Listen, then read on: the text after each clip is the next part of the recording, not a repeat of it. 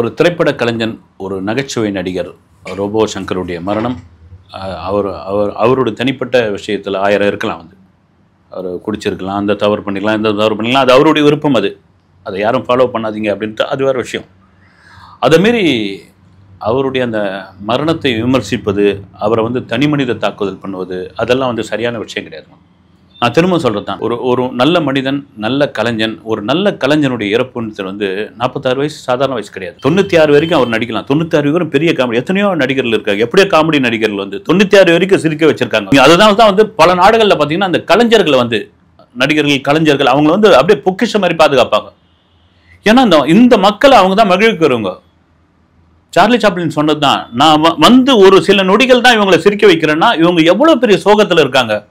நான் ஒன்றும் பெருசாக பண்ணிடல இந்த மக்களுக்கு, நான் கொஞ்ச நேரம் தான் வரேன், அந்த கொஞ்ச நேரத்துலேயும் அவங்க அழ ஆரம்பிக்கிறாங்க, சிரிக்க ஆரம்பிக்கிறாங்க, என்னை அப்படி விரும்புகிறாங்க. அப்படின்னா இந்த மக்கள் எவ்வளோ பெரிய அழுத்தத்தில் இருக்காங்க.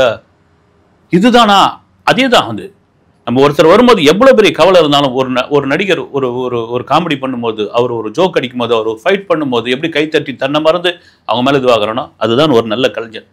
இதெல்லாம் மீறி ஒரு கணவனுடைய மரணத்தில், அவருடைய இறுதி ஊர்வலத்தில் மனைவி நடனம் ஆடியதை, டான்ஸ் ஆடினதை ஏன்பா இப்படி போட்டு விமர்சனம் பண்ணிட்டு இருக்கீங்க? ஏன் ஆடக்கூடாதா அப்படின்ற ஒரு கேள்வி இருக்கு. வேற யாரும் இல்லை, ரோபோ சங்கருடைய மனைவி பிரியங்கா அவங்க டான்ஸ் ஆடினது தான். மல்லிகா சாராபாய்ன்னு ஒரு டான்ஸர், உங்களுக்கெல்லாம் எத்தனை பேருக்கு தெரிஞ்சிருக்குன்னு தெரியல. அவங்க அப்பா விக்ரம் சாராபாய், விண்வெளி நிபுணர், மிகப்பெரிய விண்வெளி நிபுணர், இந்தியாவுடைய ஒரு மதிக்கத்தக்க ஒருத்தர். ஆனால் தான் பழைய விக்ரம் படத்துக்கு விக்ரம் பேர் வச்சார் கமலஹாசன், அந்த படத்துக்கு டைட்டில். அவங்க மல்லிகா சாராபாயோட அம்மா மிர்லானி சாராபாய்.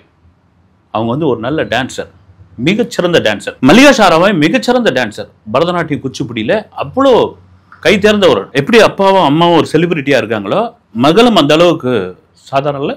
ஒரு கட்டத்தில் ஒரு சில வருடங்களும் பிஜேபி சார்பாக மராட்டியத்தில் குஜராத்தை சேர்ந்தவங்க, அகமதாபாத்லேயோ அது பக்கத்துலேயே நின்று தோற்று போயிட்டாங்க. குஜராத்தியை சேர்ந்தவங்க மல்லிகா சாராபாய். அவங்களுடைய அம்மா மிர்லானி அவங்க வயது மூப்பு காரணமாக இறந்து போயிடுறாங்க.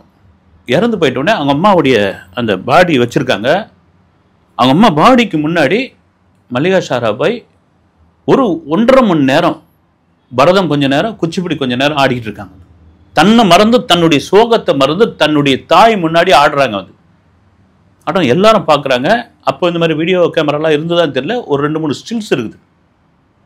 அவங்கள மறந்து ஆடிக்கிட்டே இருக்கிறாங்க. ஒரு பக்கம் பரதம் ஆடுறாங்க, இன்னொரு பக்கம் குச்சிப்புடி ஆடுறாங்க. இதுவாக வருது, பார்க்குறவங்க கலங்கி போகிறாங்க. ஒரு தாய் படுத்து படுக்கையாக அப்படி இருக்கும்போது, அப்படி வச்சுட்டு இருக்கும்பொழுது ஆடி இருக்காங்க. அவங்களுடைய அந்த இறுதி சடங்குலாம் நடந்து முடிஞ்சிச்சு. இது பழமைவாதிகள் இருக்காங்க இல்லைங்களா, அவங்க ரொம்ப கொந்தளிச்சு போயிட்டாங்க. இதே போல தான் எப்படி ஒரு அம்மா அப்படி படுத்து கிடக்கும்போது, மரணமாக இருக்கும் பொழுது ஒரு மகள் எப்படி டான்ஸ் ஆடலாம்? இது எப்படி அதுவும் ஒரு 10 நிமிஷம் இல்லை, 20 நிமிஷம் இல்லை, ஒரு 1.5 மணி நேரம் எப்படி ஆடலாம்? இதெல்லாம் என்ன நம்முடைய சடங்கு சம்பிரதாயத்துக்கெல்லாம் சரியான ஒரு விஷயமா?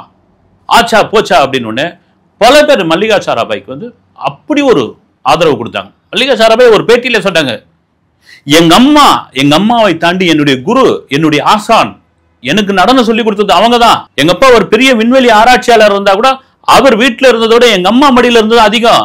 ஏன்னா அவரு வெளியே பார்த்தீங்கன்னா விண்வெளி ஆராய்ச்சி அது இதுன்னு அவர் இந்த பக்கமே வரமாட்டாரு. என்னை உருவாக்குனது எங்க அம்மா தான். என்னை ஒரு சிற்பி மாதிரி என்னை செதுக்கிறது எங்க அம்மா தான். எங்க அம்மாவை தவிர என்னுடைய குரு, என்னுடைய ஆசான், என்னுடைய குச்சிப்புடி நடனத்துக்கு, என்னுடைய பரதத்துக்கு அவங்க தான். நான் எதிர்பார்க்கல. அந்த ஆசான் படுத்து கிடக்கும் போது அவங்களுக்கான இறுதி அஞ்சலி நான் ஒரு சீடியா நான் அதை நான் செலுத்தினேன். அதுல என்ன தவறு, யார் என்ன பேசினாலும் சரி, ஐ டோன்ட் கேர். இதுதாங்க கூத்துப்பட்டறையுடைய ஒரு வாத்தியார், கூத்துப்பட்டறை முத்துசாமி அப்படின்னு சொன்னாலே அவர் தெரியும். நான் 97வது வருஷம் திருவான்மையூர்ல இருந்தது. அங்கே போய் அவர் ஒரு இன்டர்வியூ பண்ணியிருக்கிறேன். மியூசிக்ஸ்லாம் வச்சுன்னு அப்படி இருப்பார். அவர் உருவாக்கின கலைஞர்கள் தான் இங்கே தமிழ் சினிமாவில் இருக்கிற விஜய் சேதுபதி, பசுபதி, விமல், விதார்த், சொல்லிக்கிட்டே போகலாம். நிறைய பேர் நாசர், பல பேரை சொல்லிட்டு போகலாம். அவர் இறந்து அந்த இறுதி ஊர்வலத்தில் ஸ்டாராக இருக்கக்கூடிய விஜய் சேதுபதி, பசுபதி, விமல், விதார்த் அத்தனை பேரை ரோட்ல இறங்கி ஆடினாங்க. குத்தாட்டம் ஆடினாங்க, டான்ஸ் ஆடினாங்க. அவருக்கு பிறகு இசைக்கப்பட்டது. அந்த நாடகத்தை அந்த இசைக்கு தகுந்த மாதிரி ஆடினாங்க. தன்னுடைய வாத்தியாருக்கு இறுதி அஞ்சலி செலுத்தணும். தான் வாத்தியாருக்கு வந்து கடைசி நேரத்துல தான் குரு எப்படியெல்லாம் தன்னை உருவாக்கினார். இன்னைக்கு நாங்க இந்த நிலைமையில இருக்கிறோம், இவ்வளவு சம்பளம் வாங்குறோம், இதை தாண்டி எவ்வளவு பெரிய பேரும் புகழும் நாங்க வந்து அடைஞ்சிருக்கிறோம். கொஞ்சம் கொஞ்சமா எங்களை உருவாக்குனது அவர் தான். அவருடைய உடல் போகுதுன்னா நாங்க செய்யற மரியாதை தான் இது. இதுதான் பிரியங்கா பண்ணியிருக்காங்க. அவங்க அடிப்படையில் ஒரு டான்சர். பிரியங்காவுடைய அம்மா வந்து ஒரு டான்சருங்க. இன்னும் கேட்டால் சோகமான ஒரு விஷயம், ரோபோ சங்கர் என்கிட்ட பேசியிருக்காரு. ஒரு போலியோவால் பாதிக்கப்பட்ட யார் பிரியங்கா, அவங்க மாமியார் போலியோவால் பாதிக்கப்பட்ட ஒரு மாற்றுத்திறனாளி. அவங்க கஷ்டப்பட்டு டான்ஸ் ஆடி 2 மகள்களை வளர்த்துருக்காங்க. பிரியங்கா, செந்தாமரை 2 மகள்கள். இந்த மகள்கள் வளர்ந்த பிறகு மேடை நாடகங்கள், மேடையில் போய் ஸ்டேஜில் போய் டான்ஸ் ஆடுறவங்க. இப்படி ஸ்டேஜில் டான்ஸ் ஆடும்பொழுது தான் ஒரு பெரிய நிகழ்ச்சி சென்னையில் நடக்குது. அந்த பெரிய நிகழ்ச்சியில் பார்த்தீங்கன்னா இவங்களுடைய நடனம், மதுரையிலேருந்து ஒரு கலைக்குழு வந்திருக்குது, அபிநயான ஒரு கலைக்குழு, அவங்கள்ட்ட சேர்ந்து கொலாப்ஸா, அது ஒரு பெரிய நிகழ்ச்சி. அப்போ ரோபோ சங்கர் வந்து இந்த உடல் முழுக்க மெட்டாலிக்கல் பெயிண்ட் அடிச்சுக்கிட்டு இந்த தீப்பந்தத்தெல்லாம் கொளுத்தி இங்கெல்லாம் உடம்புலாம் இது பண்ணிப்பாங்களே, அந்த டான்ஸ் ஆடுறாரு. ஆடி முடிச்சுட்டு அந்த பின்பக்கமாக போயிட்டு அந்த மேலே இருக்கிற அந்த பெயிண்ட் எல்லாம் வந்து கழுவுறதுக்காக மண்ணெண்ணி போட்டு தேய்ச்சிட்டு இருக்காரு. அடுத்து மைக்கில் அனௌன்ஸ்மெண்ட் கொடுக்குறாங்க. அடுத்ததாக நடன தாரகைகள் சகோதரிகள் பிரியங்காவும் செந்தாமரையும் ஆடப்போகிறார்கள் அப்படின்னு ஒரு காதில் வாங்கின்னு டான்ஸ் ஆரம்பிக்குது. ஆடுறாங்க இவங்க 2 பேரும், சகோதரிகள் 2 பேரும் ஆடுறாங்க. ஆடி முடிச்ச உடனே கூட்டம் அலபரிக்குது. ஒன்ஸ் மோர்னு கேட்குது. இவர் துடைக்கிற இவருக்கு என்ன ஆயிடுது, ஏன்டா நான் உயிரை கொடுத்து இந்த பெயிண்டெல்லாம் அடிச்சு மதுரையிலேருந்து வந்து நெருப்பு விளையாட்டுலாம் விளையாடிட்டு இருக்கேன், எனக்கு கைத்தட்டிலே கம்மியாக இருந்தது, ஒரு டான்ஸுக்கு இவ்வளோ பேர் ஒன்ஸ் மோர் கேட்குறீங்களா, யாரா அந்த டான்ஸர் அப்படின்னு திரும்பி திரையை விலக்கி பார்க்கும்போது அப்போதான் முதல்ல எனக்கு பிரியங்கா தெரிய ஆரம்பிச்சாங்க. அவங்களும் தெரிய ஆரம்பிச்சாங்க. ஒரு பஸ்ஸில் அடுத்த ஊருக்கு பயணம் பண்ணும் பொழுது, அவங்க வேனில், இந்த கலைக்குழுலாம் கிளம்புற வேனில் பயணம் பண்ணும் பொழுது ஓப்பனாகவே என் காதலை வந்து அவங்க கிட்ட சொன்னேன். நான் அவனை கல்யாணம் பண்ணிக்கிறேன், நான் காதலிக்கிறேன். 2 வீட்லையும் எதிர்ப்பு. 2002 சென்னையில் திருமணம், வடபழனி முருகன் கோயிலில்.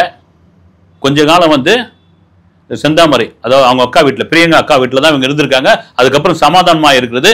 அதுக்கப்புறம் பிரியங்கா சொல்ற ஒரு இன்டர்வியூவில் என்னன்னா, என்னுடைய கணவர், நான் உடல் கொஞ்சம் பருமனாக இருப்பேன், நிறைய கேலிலாம் பண்ணுவாங்க, அதை தாண்டி நான் வந்து டான்ஸ்லாம் ஆடுவேன், அதன் பிறகு நீ எதுவும் பண்ணாதான் நான் சினிமாவுக்கு முயற்சி பண்றேன்னு சொல்லி சினிமாவில் நல்ல நிலைமையில வந்த பொழுது எங்களை அப்படி பார்த்துக்கிட்டாரு.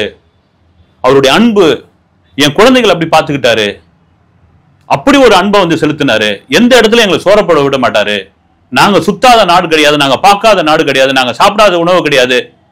ஏன்னா நாங்க வறுமையிலிருந்து வளர்ந்தவங்க, நாங்க அப்புறம் கஷ்டப்பட்டு வளர்ந்தவர் தான்.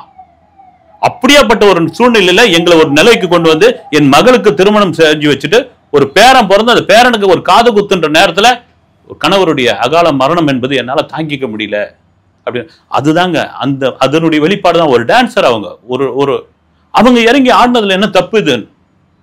இதுக்கு பிடிச்சிட்டாங்க வந்து ஆச்சா போச்சா, அவங்க வந்து ஆடலாமா, இவங்க வந்து ஆடலாமா, ரோட்ல ஆடணுமான்னு. இப்ப சமீபத்தில் கேபி பாலா நடிச்ச காந்தி கண்ணாடி படத்தை பார்த்தேன் நான். அந்த படத்துல வந்து பாலாசக்திவேலும் அர்ச்சனாவும் வந்து அப்படி ஒரு தம்பதிங்க, ஒரு என்ன சொல்றது, பயங்கரம் ஒரு அந்யோன்யமான தம்பதிங்க. அவங்க வந்து ஒரு காதலுக்கு திருமணம் பண்ணிக்கணுங்க. ஒரு ஜமீன் பரம்பரையை சேர்ந்தவர் வந்து பாலாசக்திவேல். அவர் வந்து ஒரு வாட்ச்மேன் வேலை செஞ்சுட்டு இருப்பாரு. இவங்களுக்கு குழந்தை கிடையாது.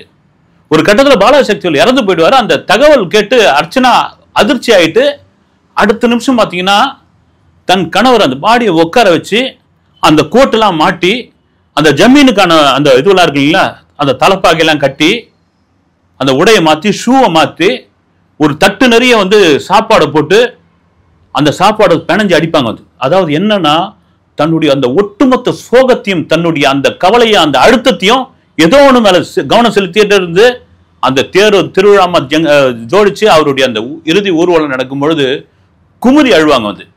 இதுதாங்க ஒரு பெண்ணுடைய மனசு இருக்கு இல்லைங்களா, அது ரொம்ப வந்து ஒரு இறுக்கமான மனசு. வந்து இறுக்கமானது வந்து ரொம்ப ஸ்ட்ராங்கானது. ஆண் வந்து உடல் ரீதியா பலமானவன், பெண் வந்து மன ரீதியா பலமானவன். இந்த ஒரு காட்சி அப்படிதான் பாத்தீங்கன்னா தன்னுடைய கணவர் தன் வாழ்க்கையில் சில காலம் இருந்தாலும் எங்களை இவ்வளவு சந்தோஷமா வச்சுட்டாரு, இவ்வளவு பார்த்துக்கிட்டாரு. அவருடைய அந்த இறுதி ஊர்வலத்துல நான் ஆடினா எங்கெங்கே ஸ்டேஜில் ஆடி இருக்கேன், எங்கெங்கயோ இது பண்ணிருக்கேன், எத்தனை திரைப்படத்தில் ஆடி இருக்கேன். அவருடைய அந்த அவருக்கு மரியாதை செலுத்தாம ஆடுற போது என்ன இதுல தப்பு அப்படின்னா அது கூட எஸ்.வி. சேகர் கூட ஒரு கண்டனம் தெரிவிச்சிருக்காரு. ஏங்க இப்படி நாகரிகம் மற்ற முறையில பேசுறீங்கன்னு. தயவுசெய்து இது மாதிரி தனிமனித தாக்குதல் சில பேர் வேணும்னா அவருடைய சுதந்திரத்திற்கான விமர்சனத்தை தயவுசெய்து பண்ணாதீங்க. இது நல்லதில்லை. அடுத்த வீடியோவில் சந்திக்கிறேன். நன்றி.